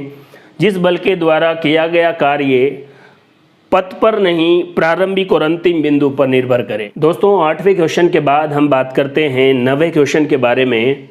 एक और बात दोस्तों, कॉन्सेप्ट प्लस एकेडमी के ऐप पर और यूट्यूब चैनल पर जो भी कंटेंट है आपके एग्ज़ाम के लिए सफिशिएंट है। अभी आपको लग सकता है कि आपको ज़्यादा पढ़ने की ज़रूरत है, ऐसा कुछ, लेकिन एग्ज़ाम के बाद आपको ये ज़रूर रियलाइज़ होगा कि इस पर जो वीडियो कंटेंट है अगर आपने उसको ही ध्यान से पढ़ा होता तो साइंस के 20 में से 20 क्वेश्चन सही होते। जितने भी वीडियो आपके सिलेबस के हैं उनको आपको पढ़ना ही पढ़ना है। अगर आप ऐसा करते हैं तो एग्ज़ाम में आपका स्कोर या एग्ज़ाम के बाद ही आपको पता लग पाएगा। वैसे भी दोस्तों, कंटेंट कौन सा सही है इसका पता एग्ज़ाम के बाद लगता है और तब तक समय निकल चुका होता है। जो स्टूडेंट पहले पढ़ चुके हैं, सेलेक्ट हो चुके हैं, आप उनसे भी जानकारी ले सकते हैं। कॉन्सेप्ट प्लस एकेडमी के यूट्यूब चैनल पर और ऐप पर वीडियो में एक एक चीज़ बिल्कुल क्लियरिटी के साथ, टाइम वेस्टिंग नहीं। ऐसा नहीं है कि 2 घंटे का वीडियो हो और उसके बाद आपको उसमें कंटेंट 15 मिनट का मिल रहा हो। एक भी फालतू बात मैं बोलता नहीं, केवल टू द पॉइंट। और बोर्ड पर लिखने की वजह भी यही है क्योंकि बोर्ड पर लिखने में टाइम वेस्ट होगा। वो जो टाइम है अगर आप और कंटेंट आपको मिल पाता है तो आपके लिए और मेरे लिए, दोनों के लिए बहुत अच्छा है। 8वें क्वेश्चन के बाद हम बात करते हैं 9वें क्वेश्चन के बारे में। वो ही आपको इन चारों में से कौन सा असत्य है ये देखना है। दोस्तों, ग्रेविटेशनल फोर्स, गुरुत्वाकर्षण बल की परास अनंत होती है। ग्रहों का पथ, मतलब ग्रह जब सूर्य के चारों ओर चक्र लगाते हैं तो उनका पथ दीर्घ वृत्ताकार होता है। गुरुत्वाकर्षण सदैव आकर्षी प्रकृति का होता है, केवल अट्रैक्शन फोर्स होता है। भूमध्य रेखा पर प्लाइन वेग ध्रुवों पर प्लाइन वेग से कम होता है। ये देख लीजिए, भूमध्य रेखा पर प्लाइन वेग ध्रुवों पर प्लाइन वेग से कम होता है। ये 4 ऑप्शन है, आपको बताना है कि इन चारों में से गलत कौन सा है। पहला ऑप्शन देखते हैं दोस्तों, गुरुत्वाकर्षण बल की परास अनंत होती है। दो द्रव्यमानों के मध्य लगने वाला एक आकर्षण बल गुरुत्वाकर्षण बल है, और दो पिंड कितनी भी दूरी पर हो गुरुत्वाकर्षण बल अनुभव करेंगे ही करेंगे, इसलिए इसकी परास अनंत होती है। गुरुत्वाकर्षण सदैव आकर्षी प्रकृति का होगा, ये बात आपको याद रखनी है। गुरुत्वाकर्षण में दो पिंडों के बीच आकर्षण ही लगेगा। गुरुत्वाकर्षण बल कभी भी प्रतिकर्षण प्रकृति का, रिपल्सन नेचर का नहीं होगा। ये बात भी बिल्कुल सही है। सूर्य के चारों ओर ग्रह चक्र लगाते हैं और उनका पथ कैसा होता है, दीर्घवृत्ताकार। अब आपके दिमाग में ये आ रहा होगा कि फिर ये गलत हो गया। दोस्तों ये बात याद रख लें, इस सवाल में चारों ऑप्शन सही है। मेरे को ई लगा के लिखना चाहिए था कि इनमें से कोई नहीं, असत्य कोई भी नहीं है, सारे के सारे सत्य कथन है। दोस्तों इसको थोड़ा एक्सप्लेन कर देते हैं, और कहीं ना कहीं आपके एग्जाम में इस कॉन्सेप्ट से रिलेटेड क्वेश्चन आने के चांसेज है। दोस्तों भूमध्य रेखा पर प्लायन वेग VE एस्केप वेलोसिटी, ध्रुवों पर प्लायन वेग से क्या होती है, कम होती है, और इसको मैंने यहाँ पर ऐसे लिखा है। एस्केप वेलोसिटी इक्वेटर पर कम होती है, एस्केप वेलोसिटी किस पर, पोलर पर। ध्रुवों पर इसको भी अपन चाहें तो एस्केप वेलोसिटी ही लिख सकते हैं, कहाँ पर, ध्रुवों पर। दोस्तों एस्केप वेलोसिटी क्या होती है, प्लायन वेग क्या होता है। पृथ्वी सभी चीज़ों को गुरुत्वाकर्षण के द्वारा अपनी तरफ खींचती है। अगर आप किसी पिंड पर इतना वेग लगाएं कि वो इस गुरुत्वाकर्षण को छोड़कर बाहर चला जाए, जितना वेग आप लगा रहे हैं वो है प्लायन वेग, एस्केप वेलोसिटी। पृथ्वी के लिए इसका मान 11.2 किलोमीटर प्रति सेकंड है। अगर मैं इस मार्कर को 11.2 किलोमीटर प्रति सेकंड के स्पीड से ऊपर फेंक दूं तो ये वापस पृथ्वी पर नहीं आएगा। क्यों? क्योंकि ये गुरुत्वाकर्षण को क्रॉस कर जाएगा, इस क्षेत्र से बाहर चला जाएगा। तो कितना वेग, 11.2 किलोमीटर प्रति सेकंड।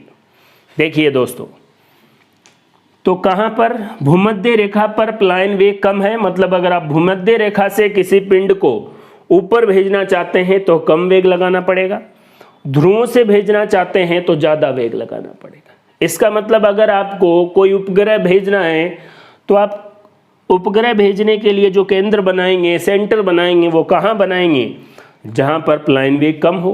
प्लायन वेग कम होगा तो आपका ईंधन जो है वो भी खर्च कम होगा, और भी बहुत सारी चीज़ों से आपको फ़ायदा होगा। तो उपग्रह प्रक्षेपण केंद्र कहाँ पर बनाए जाते हैं, भूमध्य रेखा पर। क्यों? क्योंकि वहाँ पर एस्केप वेलोसिटी का मान कम होता है। दूसरा, एक और बात आप सीधा याद रख लें, पृथ्वी पश्चिम से पूर्व दिशा की तरफ घूमती है, इसलिए जब भी कोई सैटेलाइट भेजा जाता है तो उसके भेजने की दिशा पूर्व से पश्चिम होती है, पृथ्वी के विपरीत। इसी कॉन्सेप्ट को मैं यहाँ पर थोड़ा सा और एक्सप्लेन कर देता हूँ ताकि आपके एग्जाम में और भी इससे जुड़े कॉन्सेप्ट क्लियर हो जाए। दोस्तों प्लायन वेग एस्केप वेलोसिटी का फॉर्मूला ये होता है, VE बराबर √2gr। R क्या है, रेडियस, और यहाँ पर रेडियस किसकी है, पृथ्वी की। G क्या है, ग्रेविटेशनल एक्सेलरेशन, गुरुत्वीय त्वरण, गुरुत्वीय त्वरण G, और इसका मान पृथ्वी के लिए 9.8 मीटर पर सेकंड स्क्वायर होता है। एक बात आप याद रख लें, बहुत बार मैंने ये बात बताई है, ये पृथ्वी की शेप है। भूमध्य रेखा पर त्रिज्या थोड़ी ज़्यादा होती है और ध्रुवों पर कम होती है।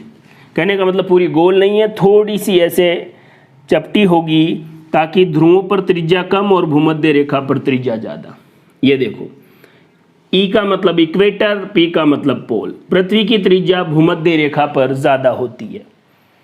दोस्तों भूमध्य रेखा के बारे में देखो, अगर यहाँ पर त्रिज्या ज़्यादा है तो गुरुत्वीय त्वरण कम होगा, और गुरुत्वीय त्वरण कम होगा तो एस्केप वेलोसिटी भी कम होगी, क्योंकि ये दोनों डायरेक्टली प्रोपोर्शनल हो जाएंगे। ये इन्वर्सली प्रोपोर्शनल हो जाएंगे। आपको रट्टा मारने की ज़रूरत नहीं है, आप कॉन्सेप्ट को बड़े आसानी से समझें। अगर आपको ये चीज़ पता है कि पृथ्वी की संरचना, पृथ्वी की शेप कैसी है, ये ध्रुवों से थोड़ी चपटी ताकि भूमध्य रेखा पर त्रिज्या ज़्यादा होती है, हो गई। अगर आपको गुरुत्वीय त्वरण का फॉर्मूला पता है, जब त्रिज्या ज़्यादा है तो गुरुत्वीय त्वरण कम। अब आपको एस्केप वेलोसिटी का फॉर्मूला पता है, जब गुरुत्वीय त्वरण कम है तो एस्केप वेलोसिटी भी क्या हो जाएगी, कम। इसलिए उपग्रह प्रक्षेपण केंद्र कहाँ बनाए जाएंगे, भूमध्य रेखा पर। इसका जस्ट अपोजिट, ध्रुवों पर त्रिज्या क्या होगी, कम। जब त्रिज्या कम होगी तो गुरुत्वीय त्वरण क्या हो जाएगा, ज़्यादा, और गुरुत्वीय त्वरण ज़्यादा हो जाएगा तो एस्केप वेलोसिटी भी ज़्यादा, और ध्रुवों पर पलायन वेग ज़्यादा हो जाएगा। इसी कॉन्सेप्ट से रिलेटेड एक और बात है, आप यहीं पर समझ लीजिए, ताकि अगर इससे जुड़ा हुआ कोई सवाल आता है तो आपको कोई प्रॉब्लम नहीं हो। एक है टाइम पीरियड या आवर्तकाल। इसका फॉर्मूला है T बराबर 2π√L/g। जैसे कोई पेंडुलम है, ये एक पूरा राउंड करता है, उसमें लगा समय टाइम पीरियड है, आवर्तकाल है।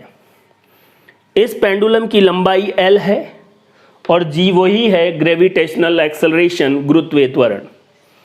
अब इस आवर्तकाल के बारे में, जैसे कोई पेंडुलम वाली घड़ी आपको कोई बोले भूमध्य रेखा पर थी, अब इसको ध्रुवों पर ले जाया गया तो इसके समय बताने में या टाइम पीरियड में क्या चेंज आएगा, इसको थोड़ा आप ध्यान से देख लें। देखिए यहाँ पर आप ये जानते हैं कि भूमध्य रेखा पर त्रिज्या ज़्यादा होती है और वहाँ पर गुरुत्वीय त्वरण क्या होता है, कम। अब g कम होगा तो ये इन्वर्सली प्रोपोर्शनल हो जाएगा, आवर्तकाल ज़्यादा हो जाएगा। आवर्तकाल ज़्यादा का मतलब है कि मान लीजिए ये पूरा एक चक्र 1 सेकंड में कर रही थी तो अब थोड़ा ज़्यादा हो जाएगा, मतलब आपकी घड़ी क्या हो जाएगी, धीमी हो जाएगी। अगर इसी को आप भूमध्य रेखा पर लेके जाते हैं तो ये देखिए भूमध्य रेखा पर क्या होगा, त्रिज्या क्या होगी, कम। त्रिज्या कम तो गुरुत्वीय त्वरण ज़्यादा, गुरुत्वीय त्वरण ज़्यादा तो फिर आवर्तकाल कम। आवर्तकाल कम का मतलब फास्ट मूव करेगी, और फास्ट मूव करेगी तो घड़ी क्या हो गई, तेज हो गई। 9वें सवाल के बाद हम बात करते हैं 10वें सवाल के बारे में। वही आपको इनमें से कौन सा गलत है इसका चुनाव करना है।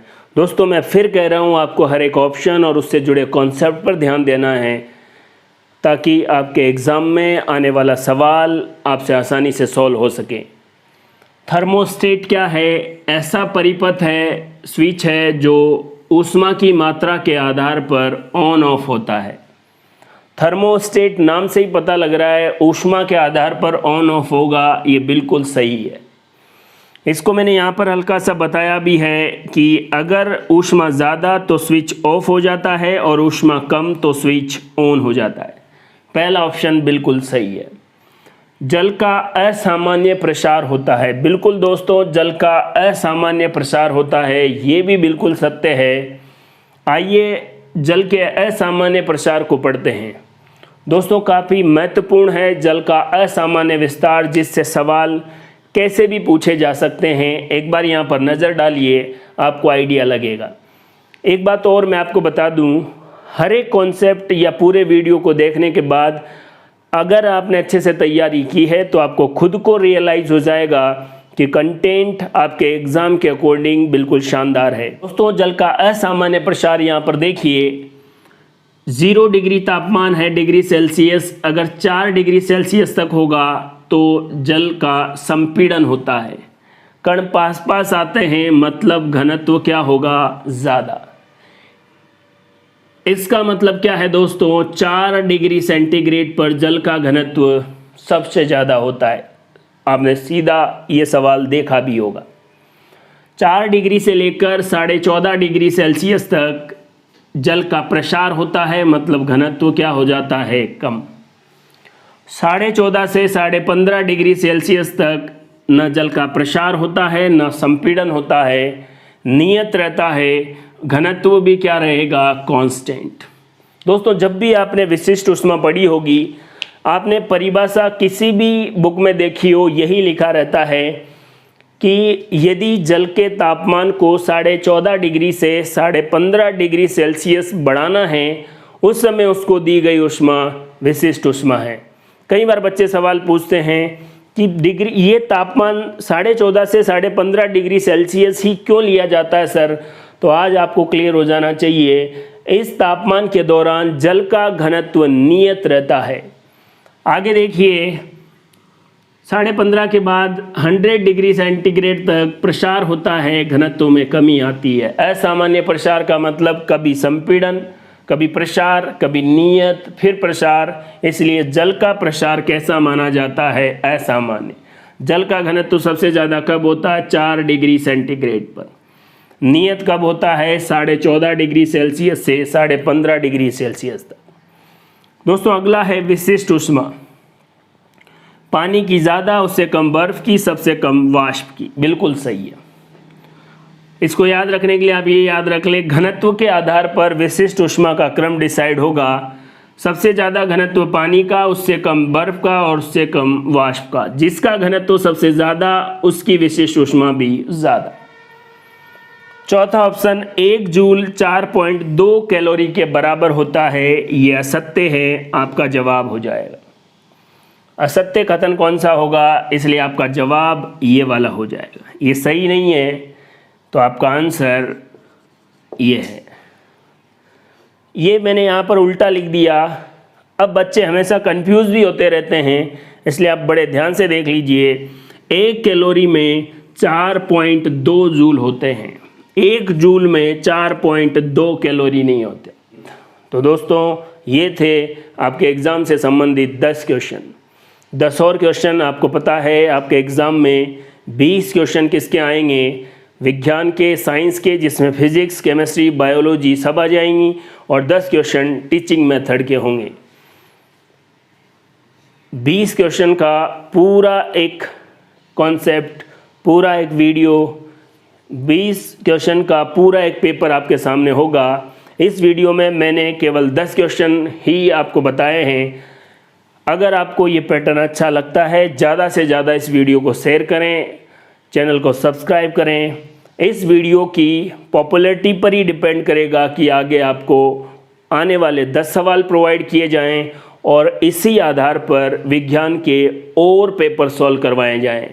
दोस्तों हर एक क्वेश्चन आपके सिलेबस को देखकर मैंने डिज़ाइन किया है, कहीं से भी कट पेस्ट नहीं किया है।